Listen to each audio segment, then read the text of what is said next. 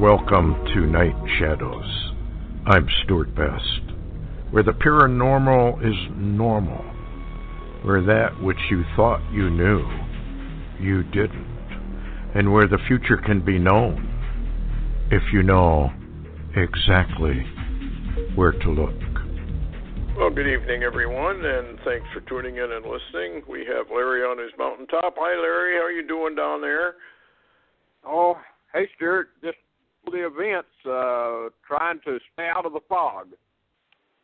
Yeah, I'll tell you what, this news about India, Pakistan, I want to get into that a little bit. I got a few things here I want to clean up, housekeeping, I guess you could call it. We do have a new Prophetic Insider out, folks. It's the new February issue, and it's called Inside the Matrix.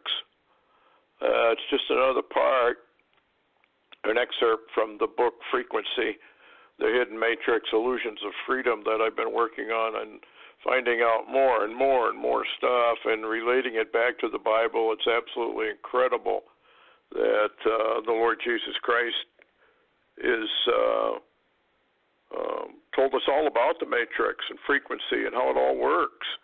Just incredible. It's just coded, but it's right there everywhere. And we also have a new Twilight magazine coming out probably within the next 3-4 days for February. And anyway, you can get these free.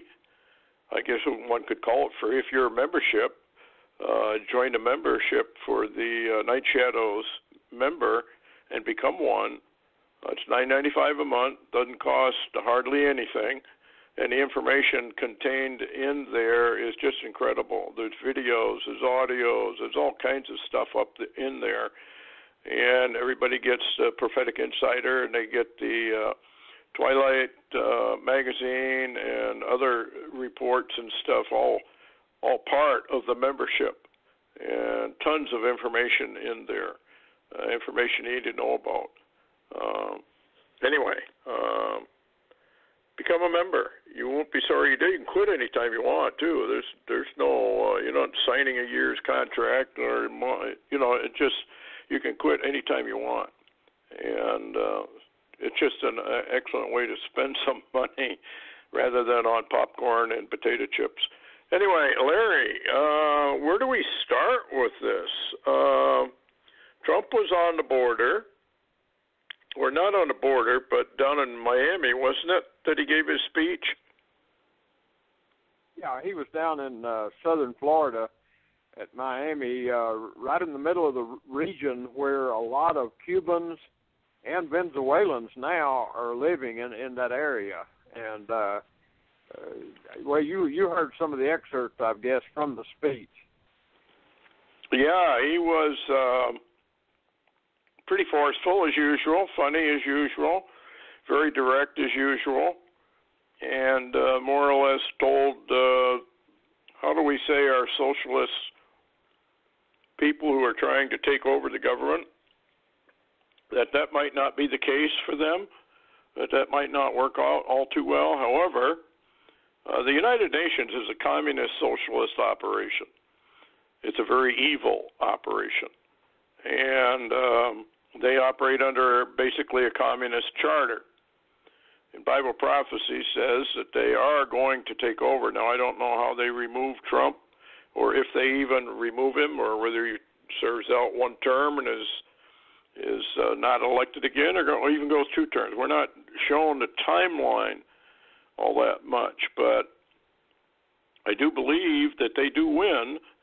And you remember, I can't remember if it was Stalin or Hitler or who it was, but anyway, they said, give us 1 generation so that we can get into the schools, the grade schools, the high schools, and the universities. Give us 1 generation and we'll have a communist nation. Well, they've had about 4 generations. They've infiltrated our school system virtually all the way down to kindergarten, believe it or not, but they're introducing these kids to the socialist mindset very, very gradually. And, of course, what do we have at our universities? They're basically all communists. They might not even know it, but that's what they are. And they've done a very successful job while the American people sat back, twiddled their thumbs. And now, if you believe the polls, we probably got half of the people in the United States that don't mind being a communist. In fact, they're proud of it. I met a friend some time ago, but he made mention, I was talking about communism. He says, well, I'm a communist. And so there you have it. They have bought into this system. And Trump more or less told them, he declared war on them, basically. And it sounds like he more or less has declared war on Maduro as well. And I know we have our huge airlifters going in there delivering all kinds of stuff. Does anybody know, Larry, what they're actually delivering? I mean, I know they're talking about humanitarian aid, but might not there be some military equipment maybe going in there as well? Do you think? Well, that's very possible, and matter of fact, Maduro is complaining that they've intercepted a couple of shipments of weapons to the opposition.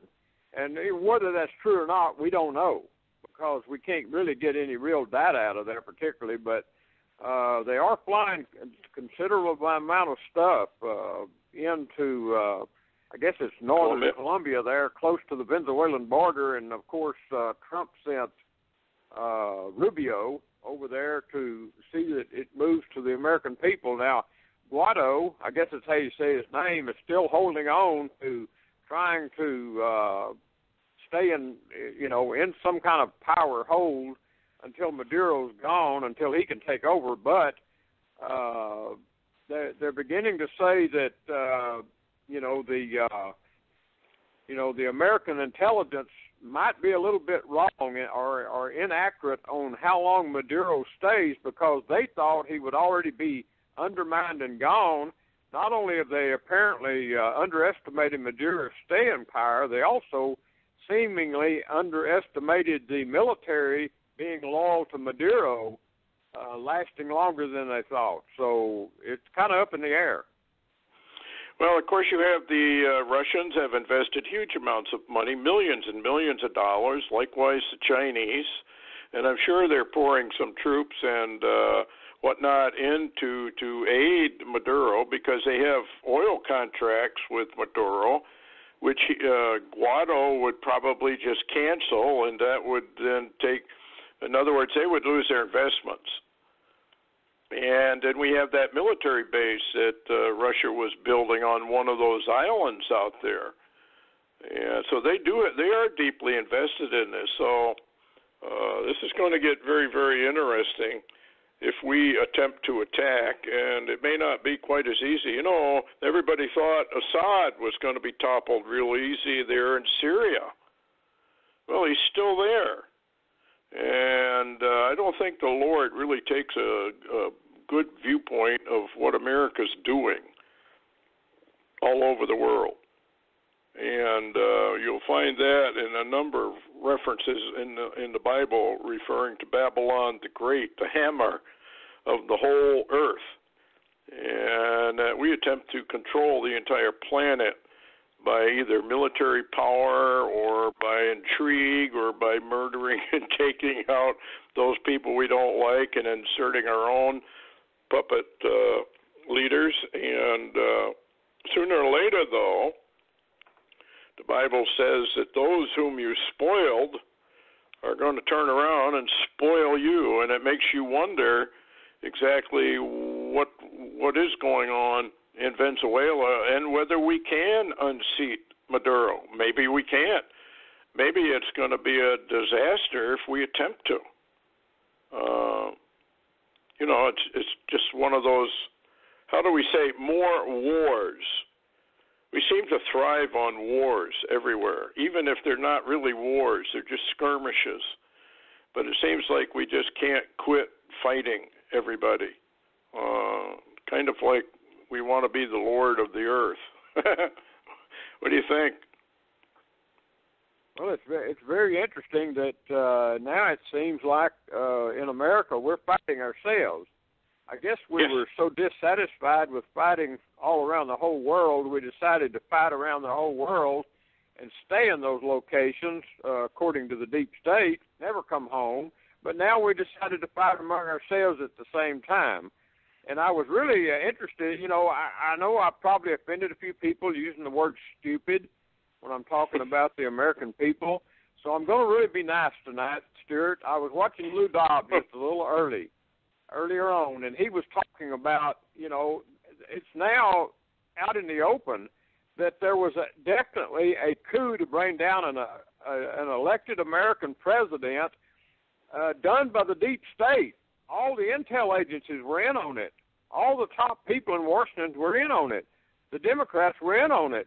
The Rhino Republicans were in on it. And Lou Dobbs was very cautious and eloquent, and he said, and the silence from the American people is deafening. Yep. They don't care. And the only way that the Lord is now going to get the attention of the American people and where they actually are is to take up a 2x4 and smash us in the head real hard. And a lot of people are going to die from that smash in the head. But this is what apostasy does. The people have left God. They've given them the finger. All people out there listening, go to Deuteronomy chapter 28 and read all the blessings that if you obey God and do what he says, you will get the blessings. So many blessings, by the way, you won't even know what to do with them all. However, if you turn your back on the Lord, give him the finger, you're going to inherit all the curses. Go through all the curses in Deuteronomy chapter 28. We're almost all complete now. One of the curses is the international banking cartel that came in, set up the Federal Reserve, which is neither federal nor a reserve. And the American people are so stupid they can't even figure that one out. And as far as being stupid, didn't Barry Rothman find in the Bible codes a stupidity virus? So I guess that answers that. Yeah, he did. He absolutely did. And matter of fact, it appeared to be ironically linked to humanity itself. And ironically, the Torah code, Stewart, and I'd like your opinion on this, the Torah code seemed to indicate it was an alien virus given humanity. Well, yes, basically it was, because if you go back into the book of Genesis, which probably most people don't believe in, but they should because it's all very real, it was kind of an alien that was in the Garden of Eden and told Eve, first of all, this tree that the Lord told you not to eat of, you're misinterpreting what he said. Yea, hath God said, no problemo, go eat it. It'll be great for you. You'll be a god if you eat that stuff. Well, she does. Adam does. Their DNA is changed. They have a veil come down over their minds. The entire universe goes into a curse, and we're trapped in a frequency matrix that's much lower than the high frequency they were in. And now we are locked down. And then when I say or use the term locked down, I mean we are locked up tight, absolutely tight, and there is no way out except through Jesus Christ himself. And it's just amazing when I'm doing this work on this frequency and what Tesla said about it, what the scientists have all said about it. Just an article today or yesterday about how they've found out that there are multiple dimensions, but the gravity within our dimension does not leak out and go into the others. In other words, we're in a box, folks. If you want to know what's really going on, think of a box, a clear box, and we're inside that box. And everything you see, everything you do, outer space, inner space, religions, philosophies, theologies, political systems, no matter what it is, are all trapped inside that box. You're living in a box. The walls are invisible, but the walls are there, and they're very, very powerful. And that's exactly what Jesus Christ said. In fact, if you go into the Old Testament, he calls it a prison house. Well, what's a house? It's a box. He tells us in John, in the beginning was the Word. Word is frequency. Word is vibrations. All of these things are in there. And some folks are beginning to figure this one out, but because they deny the Lord Jesus Christ who created the matrix, he's the one who brought the veil down upon the mind and imprisoned us so we can't see what's really going on. It's all there. And so what do we do here in this planet? Well, let's see. We lie, we cheat, we steal, we make war, we torture each other, we murder each other. We dream up all kinds of weapons so that we can destroy more people more efficiently. And yet people say there's nothing wrong with humanity. And you guys in a deep state, you're in the matrix. You're not going to escape. Doesn't matter how many bombs you throw around. It doesn't matter how many people you kill. When you die, you're still in the matrix. The whole object that Jesus Christ came here was to give you an escape route out of the matrix. And believe me, it starts with belief and faith, but that's the start of it. That's only the start of it.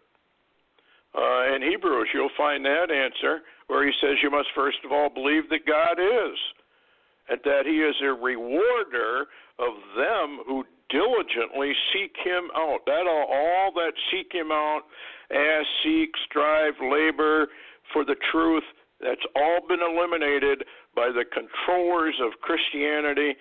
They are the controllers in the religious sense to keep you within the matrix. I call them what they are. They're liars and they're deceivers. You don't know it until you've left the matrix. When you've left it and you meet Jesus Christ, then you figure out, boy, even the movie The Matrix has more truth in it than people want to realize. Anyway, getting off on a tangent. What is going on in India and Pakistan? I was just going to make a comment there on what you were talking about. You were talking about frequency. And if you'll remember the movie Frequency that was out a number of years ago, the words could time travel using the right frequency. That was a beautiful movie. I thought that was really compelling. But going to India and Pakistan, and we're not seeing this really in any of the mainstream media at all unless you really, really dig and hunt. But apparently Pakistan has attacked a Indian city there in the Kashmir region, and India's just about gone to war with them and are claiming they're going to retaliate. And this has got so hot over in that region that I was shocked to actually say, and I posted it today, and I think you saw it, a report that the Saudi Arabian Crown Prince, Mohammed bin Salman, has now gone for a visit to Pakistan, and I dug more into that, Stewart, and he is literally giving Pakistan $20 billion. And as a matter of fact, I also found out that Pakistani warplanes met his flight somewhere away from Pakistan and escorted him, gave him a safe military escort all the way to the Pakistani capital. And so anyway, this is a big deal. Now he'll be there a little bit, but I was also wondering because at one time Pakistan was literally offering nuclear weapons to Saudi Arabia. And we don't know where all that went, but if MBS is giving Pakistan $20 billion, you know he's getting something back. And it's rather telling because that actually all of this came to surface when Sartre, of all people, wrote an article talking about going to war between Pakistan and India. What do you think? Well, I know I vetted some of that. Even the Council on Foreign Relations wrote an article about it. They're very afraid that this is going to go to war, and they are. I read some other articles concerning it from elsewhere. Here's one headline: millions could perish. 5 weapons India would use in a war against Pakistan. And obviously, I would like to remind folks, and I can't remember where I read it, but I know I read it. There is a prophecy, an ancient prophecy, that the war would begin between Pakistan and India. It would go nuclear, and then it would start to spread throughout the whole world. In other words, that is the place where no one thought a war would start. However, in the article of the Council on Foreign Relations, the CFR, they said that they've been fighting back and forth since 1947. So I guess one of these days maybe there's going to be trouble. Hopefully, cool heads prevail, as we always say. But we do know from the Bible and Bible prophets that peace is taken from the earth. And the writer on what is the war writer? Red Horse, I think, if I remember right. War. Peace is taken from the earth. A time of war, time of peace for everything under the sun. There is a season for it. We're entering into the season of war. And another headline on the Indian-Pakistan situation is not only billions could die, but here's another one, billions dead. That's what would happen if India and Pakistan wage a nuclear war. And I guess both of them have threatened to actually use nuclear weapons in this battle. And I'm wondering about North Korea, too. I mean, we've got that hotbed over there. We've got the East China Sea situation. We've got the China-Taiwan situation. And now we hear that Israel may be preparing for war with Russia. What's that all about? Oh, absolutely. We're not reading this anywhere except in the Israeli press, which seems to be prepping the Israeli citizenry for a conflict with Russia. And it does, you can dig and dig, and it's in there that they're being told this, whether it's publications or whether it's on TV news, they're being warned to prepare for a conflict with Russia. And,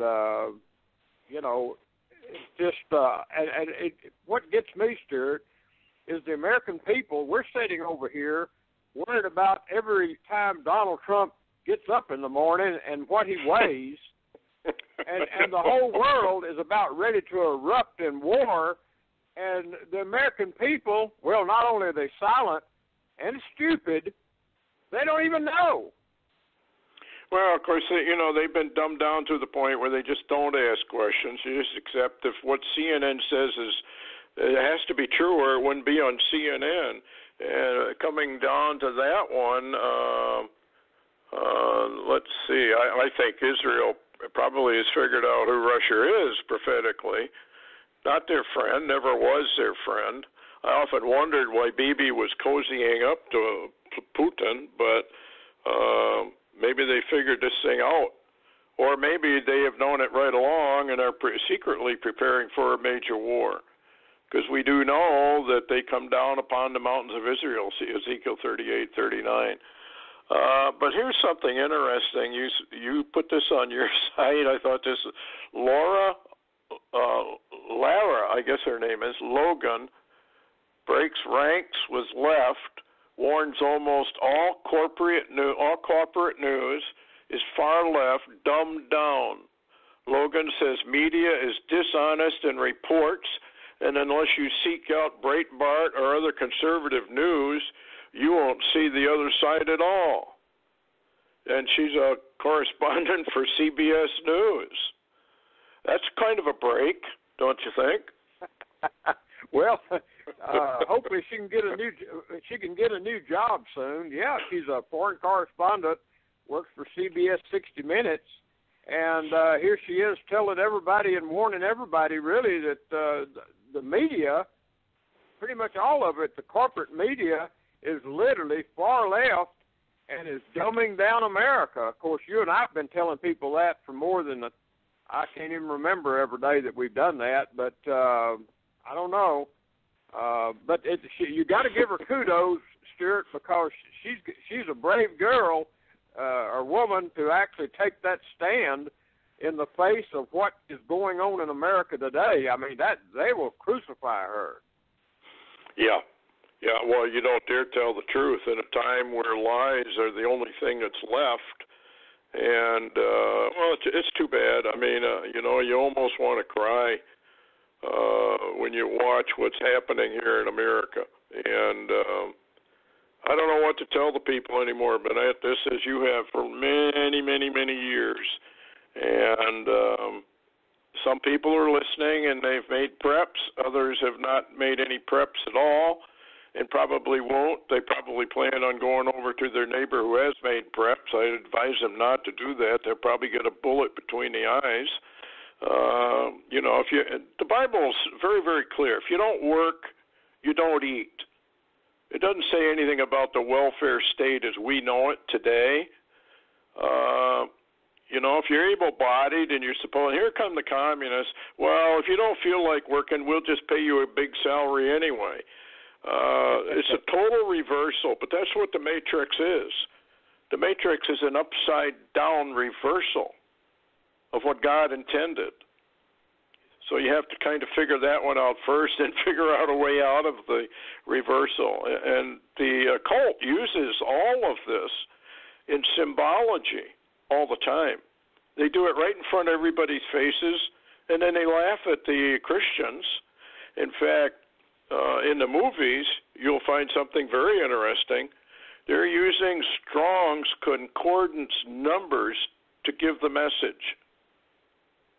There's a lot of movies out there with that in it. And isn't it amazing that they would use Strong's concordance to mock the Christians? And the Christians are so stupid, they don't even know that that's what's happening to them. I don't know, Larry. I don't know. What do you think? Well, I think you're exactly right. Matter of fact, Drudge Report posted it, and then Fox was posting it. I really appreciated a guy by the name of Patrick Cadell.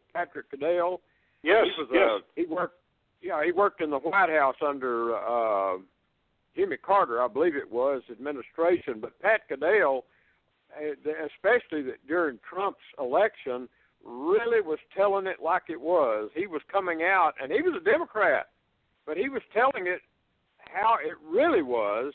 And, of course, he said, reports today, Pat Cadell dies at 68. And I'm beginning to wonder, Stewart, are there very many of us left that tell the truth?